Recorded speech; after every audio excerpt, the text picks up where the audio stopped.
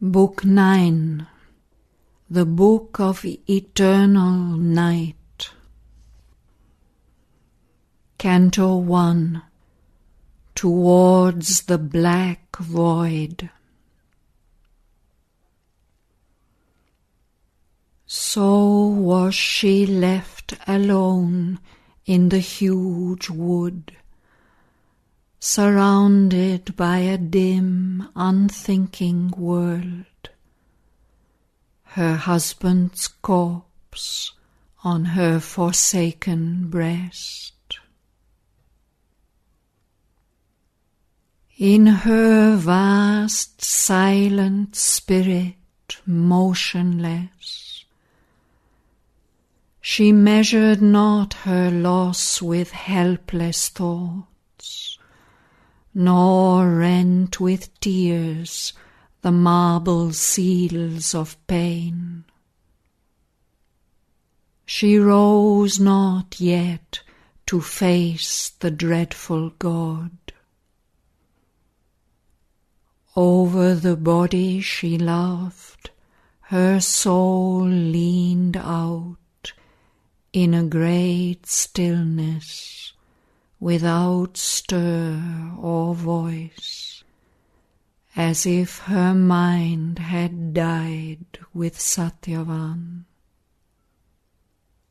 But still the human heart in her beat on,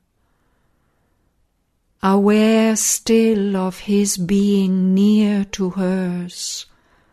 Closely she clasped to her the mute, lifeless form, as though to guard the oneness they had been, and keep the spirit still within its frame. Then suddenly there came on her the change which in tremendous moments of our lives can overtake sometimes the human soul and hold it up towards its luminous source. The veil is torn, the thinker is no more, only the spirit sees, and all is known.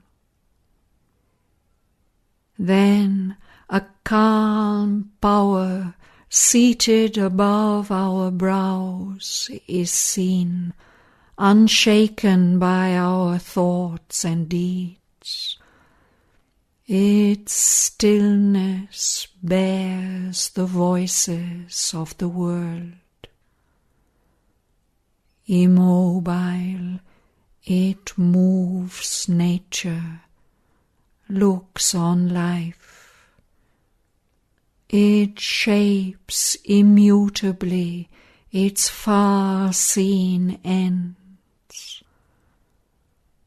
Untouched and tranquil amid error and tears, and measureless above our striving wills, its gaze controls the turbulent whirl of things. To mate with the glory it sees, the spirit grows. The voice of life is tuned to infinite sounds. The moments on great wings of lightning come, and godlike thoughts surprise the mind of earth. Into the soul's splendor and intensity, a crescent of miraculous birth is tossed, whose horn of mystery floats in a bright void. As into a heaven of strength and silence, thought is ravished. All this living mortal clay is seized, and in a swift and fiery flood of touches shaped by a harmonist unseen. A new sight comes, new voices in us form a body of the music of the gods. Immortal yearnings without name leap down, large quiverings of Godhead seeking run and weave upon a puissant field of calm, a high and lonely ecstasy of will. This, in a moment's depths, was born in her.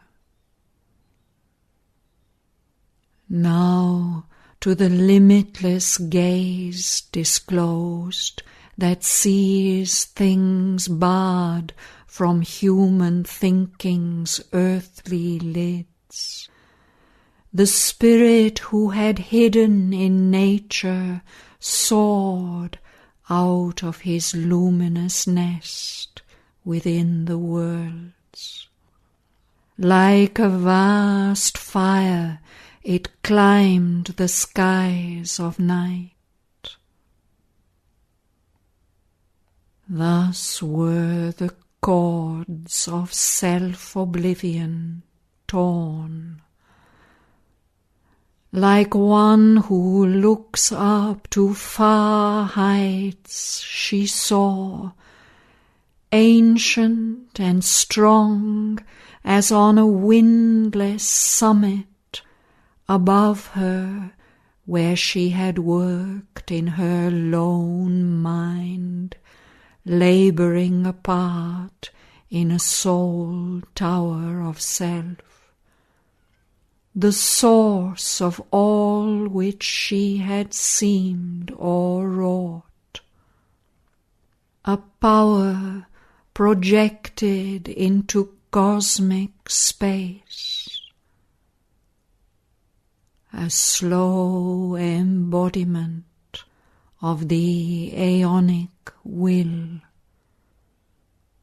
a starry fragment of the eternal truth, the passionate instrument of an unmoved power. A presence was there that filled the listening world, a central all assumed her boundless life, a sovereignty, a silence, and a swiftness, one brooded over abysses. Who was she? As in a choric robe of unheard sounds, a force descended, trailing endless lights, linking time's seconds to infinity. Illimitably it girt the earth and her. It sank into her soul, and she was changed. Then, like a thought fulfilled by some great word, that mightiness assumed a symbol form. Her being's spaces quivered with its touch. It covered her as with immortal wings. on its lips the curve of the unuttered truth, a halo of wisdom's lightnings for its crown. It entered the mystic lotus in her head, a 1,000-petaled home of power and light. Immortal leader of her mortality, doer of her works and fountain of her words, invulnerable by time, omnipotent, it stood above her, calm, immobile, mute.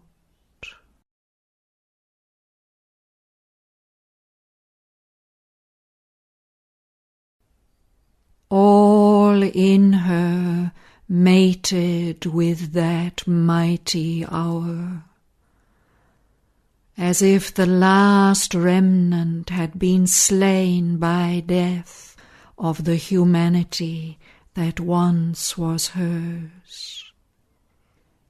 Assuming a spiritual wide control, making life's sea a mirror of heaven's sky, the young divinity in her earthly limbs filled with celestial strength her mortal part. Over was the haunted pain, the rending fear. Her grief had passed away, her mind was still, her heart beat quietly with a sovereign force. There came a freedom from the heartstrings' clutch. Now all her acts sprang from a Godhead's calm.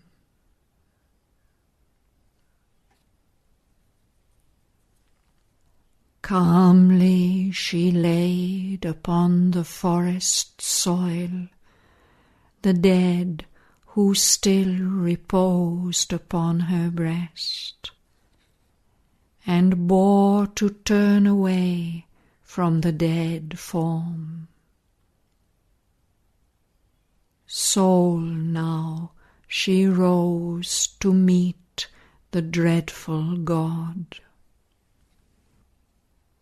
That mightier spirit turned its mastering gaze on life and things, inheritor of a work left to it unfinished from her halting past. When yet the mind, a passionate learner, toiled, and ill-shaped instruments were crudely moved. Transcended now was the poor human rule. A sovereign power was there, a godlike will.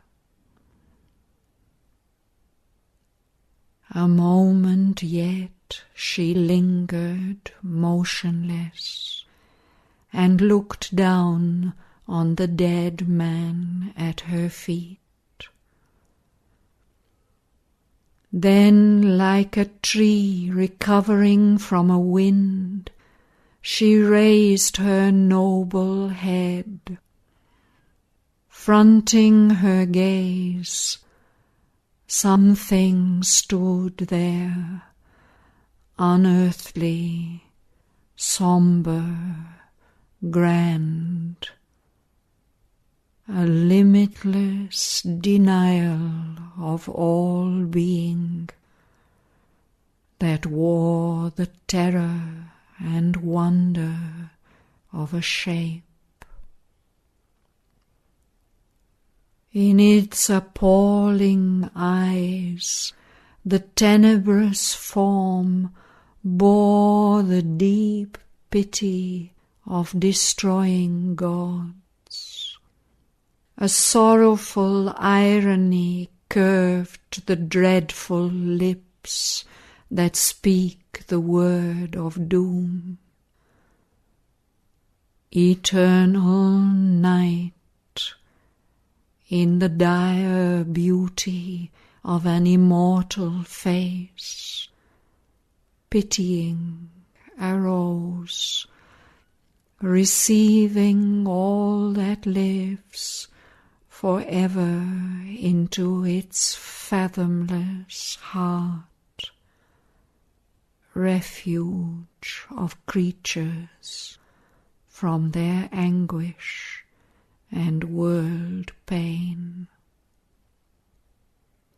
His shape was nothingness made real. His limbs were monuments of transience, and beneath brows of unwearying calm, large godlike lids, silent, beheld the writhing serpent life.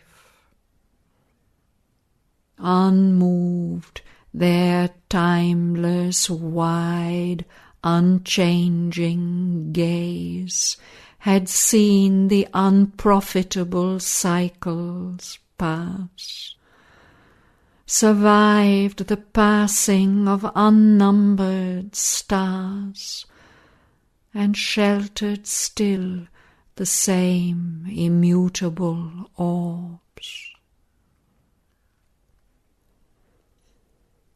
The two opposed each other with their eyes, woman and universal God. Around her, piling their void, unbearable loneliness upon her mighty, uncompanioned soul, many inhuman solitudes came close. Vacant eternities, forbidding hope, laid upon her their huge and lifeless look, and to her ears, silencing earthly sounds, a sad and formidable voice arose, which seemed the whole adverse world. Unclasp, it cried, thy passionate influence, and relax, O slave of nature, changing tool of changeless law, who vainly writhest rebellion to my yoke. Thy elemental grasp, weep and forget, entomb thy passion in its living grave. Leave now the once loved spirit's abandoned robe. Pass lonely back to thy vain life on earth.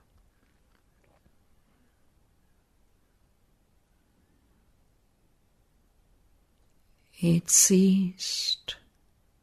She moved not,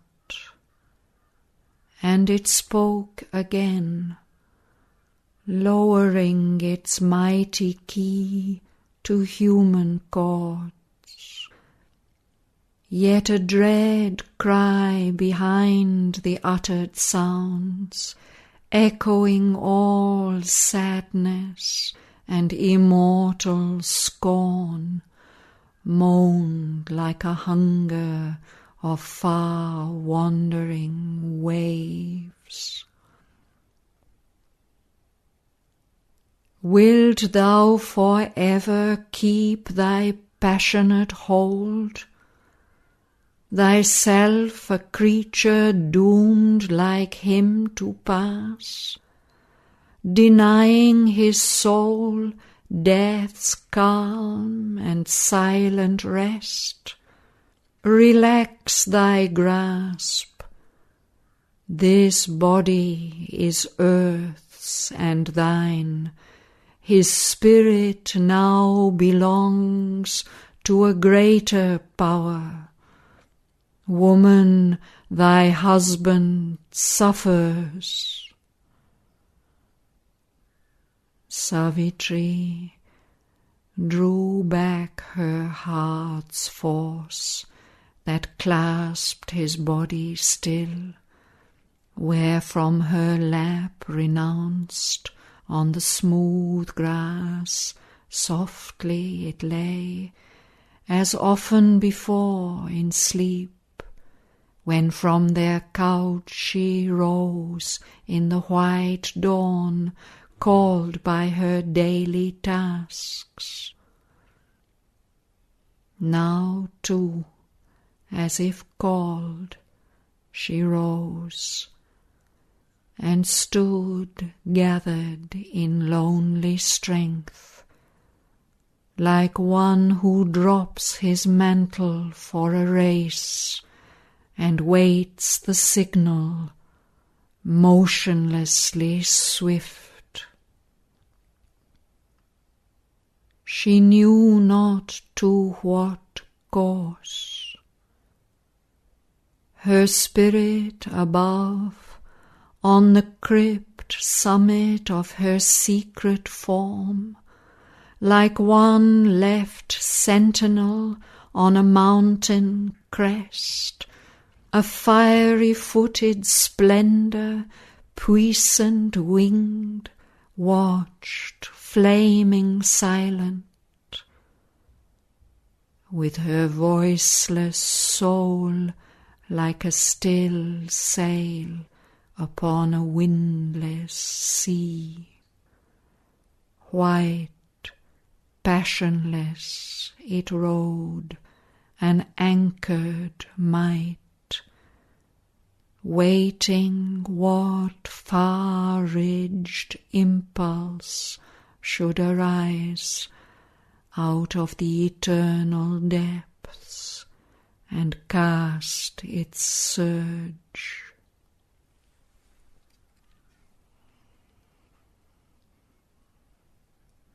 Then Death the King leaned boundless down, as leans night over tired lands, when evening pales and fading gleams break down the horizon's walls, nor yet the dusk grows mystic with the moon.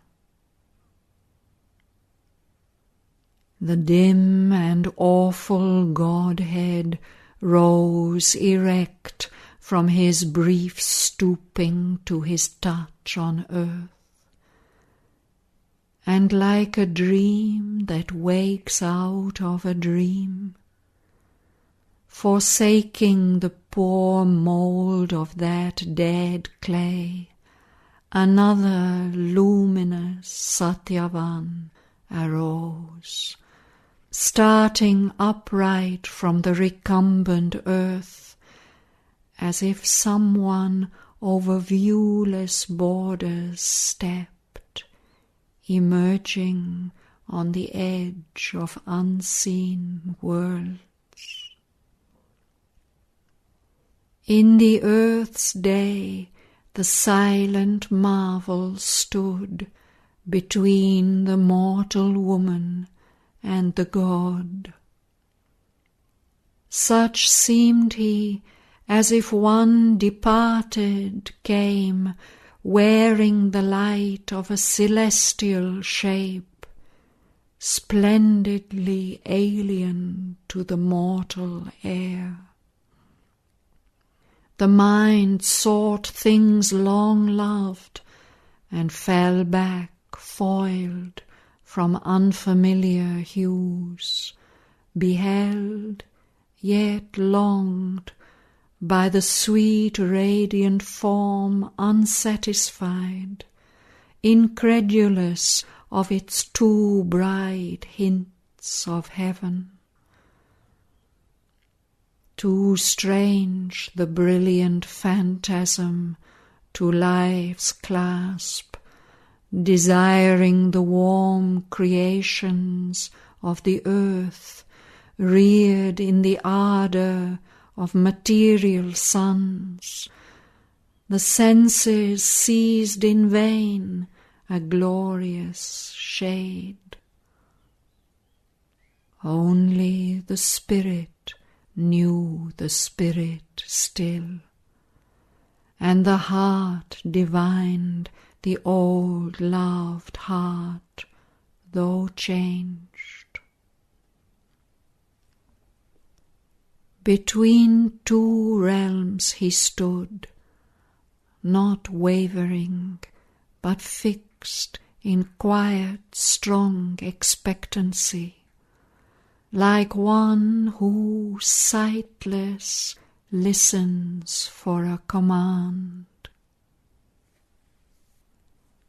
So were they immobile on that earthly field, powers not of earth, though one in human clay. On either side of one, two spirits strove. Silence battled with silence, vast with vast.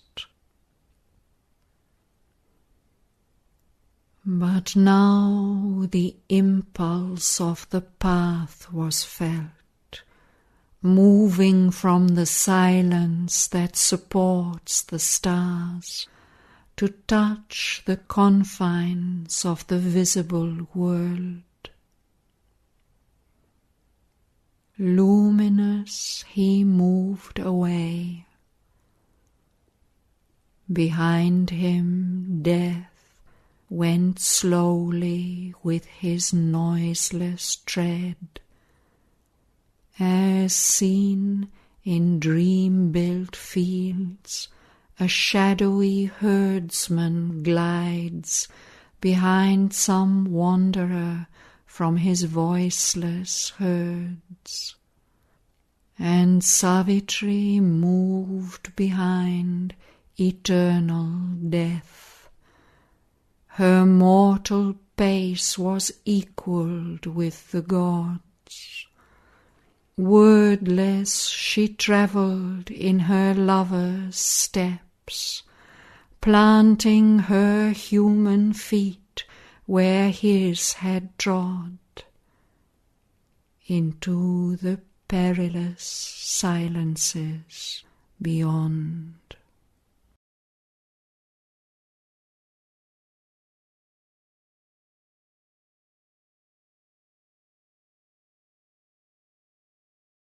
At first, in a blind stress of woods she moved, with strange inhuman paces on the soil, journeying as if upon an unseen road. Around her, on the green and imaged earth, the flickering screen of forests ringed her steps. Its thick, luxurious obstacle of boughs besieged her body, pressing dimly through, in a rich realm of whispers palpable, and all the murmurous beauty of the leaves rippled around her like an emerald robe. But more and more this grew an alien sound, and her old intimate body seemed to her a burden which her being remotely bore. Herself lived far in some uplifted scene, where to the trance-claimed vision of pursuit soul presences in a high spaceless dream, the luminous spirit glided stilly on, and the great shadow travelled vague behind. Still, with an amorous crowd of seeking hands, softly entreated by their old desires, her senses felt earth's close and gentle air cling round them, and in troubled branches knew uncertain treadings of a faint foot wind. She bore dim fragrances, far callings touched. The wild bird's voice and its winged rustle came, as if a sigh from some forgotten world. Earth stood aloof, yet near. Round her it wove its sweetness and its greenness and delight, its brilliance suave of well-loved vivid hues, sunlight arriving to its golden noon, and the blue heavens and the caressing soil. The ancient mother offered to her child her simple world of kind, familiar things. But now, as if the body's sensuous hold, curbing the Godhead of her infinite walk, had freed those spirits to their grander road across some boundary's intangible bar, the silent God grew mighty and remote in other spaces, and the soul she loved lost its consenting nearness to her life. Into a deep and unfamiliar air, enormous, windless, without stir or sound, they seemed to enlarge away, drawn by some wide, pale distance from the warm control of earth and her grown far. Now they would escape.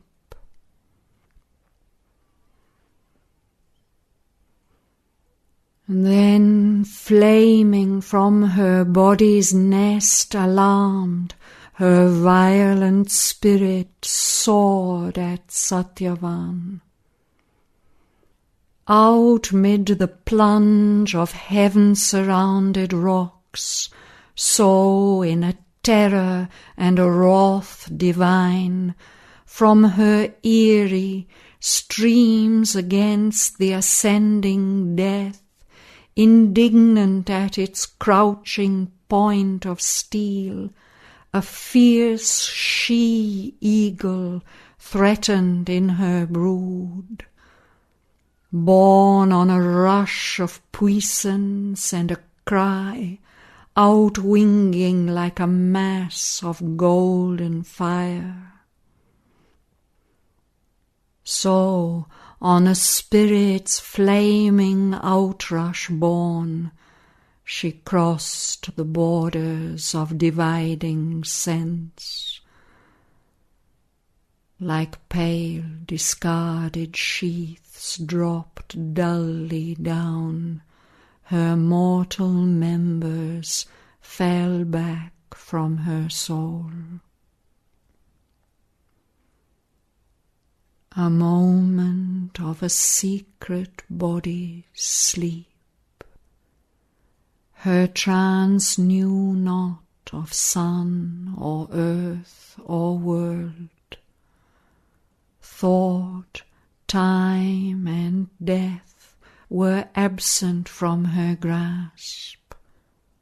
She knew not self, forgotten was Savitri. All was the violent ocean of a will, where lived, captive to an immense caress, possessed in a supreme identity, her aim, joy, origin, Shraddhavan alone. Her sovereign, prisoned in her being's core, he beat there like a rhythmic heart, herself, but different still, one loved, enveloped, clasped, a treasure saved from the collapse of space. Around him, nameless, infinite, she surged, her spirit fulfilled in his spirit, rich with all time, as if love's deathless moment had been found, a pearl within eternity's white shell. Then out of the engulfing sea of trance, her mind rose drenched to light streaming with hues of vision, and awake once more to time, returned to shape the lineaments of things, and live in borders of the seen and known. Onward the three still moved in her soul scene, as if pacing through fragments of a dream, she seemed to travel on, a visioned shape, imagining other musers like herself, by them imagined in their lonely sleep. Ungrasped, unreal, yet familiar, old, like clefts of unsubstantial memory, scenes often traversed, never lived in, fled past her unheeding to forgotten goals. In voiceless regions they were travellers, alone in a new world where souls were not, but only living moods. A strange, hushed, weird country was round them, strange far skies above, a doubting space where dreaming objects lived within themselves their one unchanged idea. Weird were the grasses, weird the treeless plains, weird ran the road which like fear hastening towards that of which it has most terror, passed, phantasmal, between pillared, conscious rocks, sombre and high, gates brooding, whose stone thoughts lost their huge sense beyond in giant night. Enigma of the inconscient sculptural sleep, symbols of the approach to darkness old, and monuments of her titanic reign, opening to depths like dumb, appalling jaws that wait a traveller down a haunted path, attracted to a mystery that slays. They watched across her road, cruel and still. Sentinels they stood of dumb necessity, mute heads of vigilant and sullen gloom, carved muzzle of a dim, enormous world.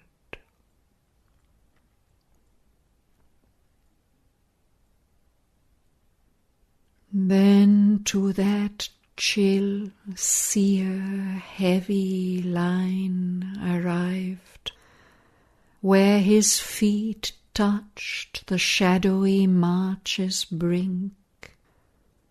Turning, arrested, luminous Shraddhavan looked back with his wonderful eyes at Savitri.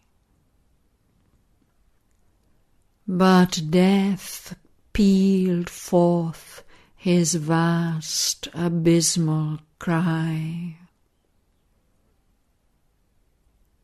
O mortal, turn back to thy transient kind.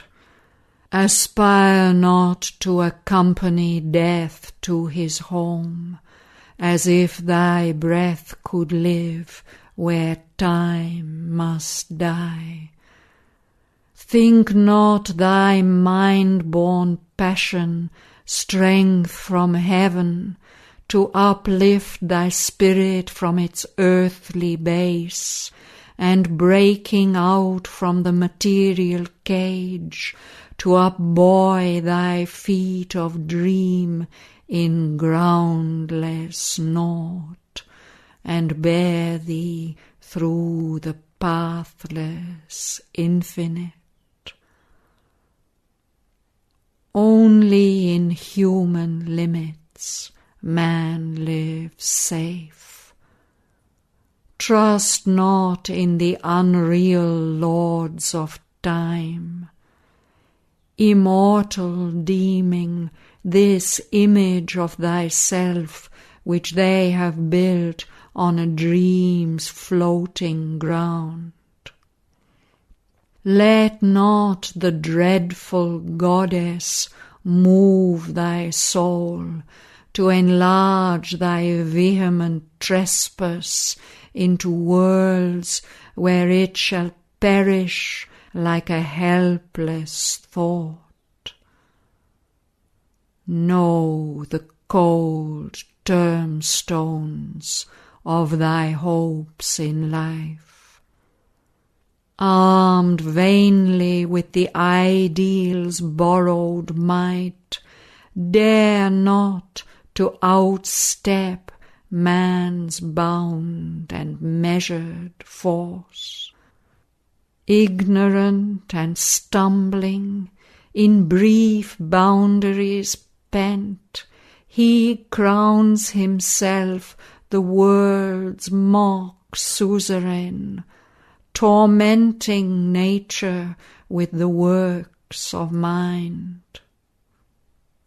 O sleeper, dreaming of divinity, wake trembling mid the indifferent silences in which thy few weak chords of being die. Impermanent creatures, sorrowful foam of time, your transient loves bind not the eternal gods.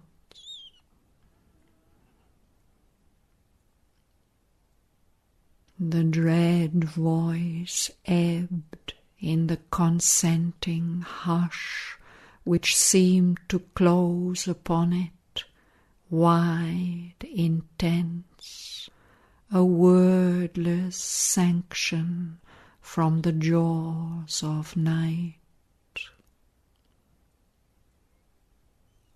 The woman answered not.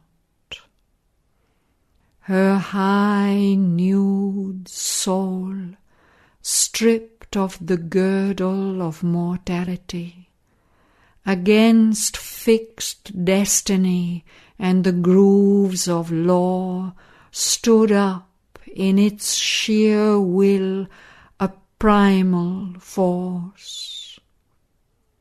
Still like a statue on its pedestal, lone in the silence and to vastness bared, against midnight's dumb abysses piled in front, a columned shaft of fire and light she rose.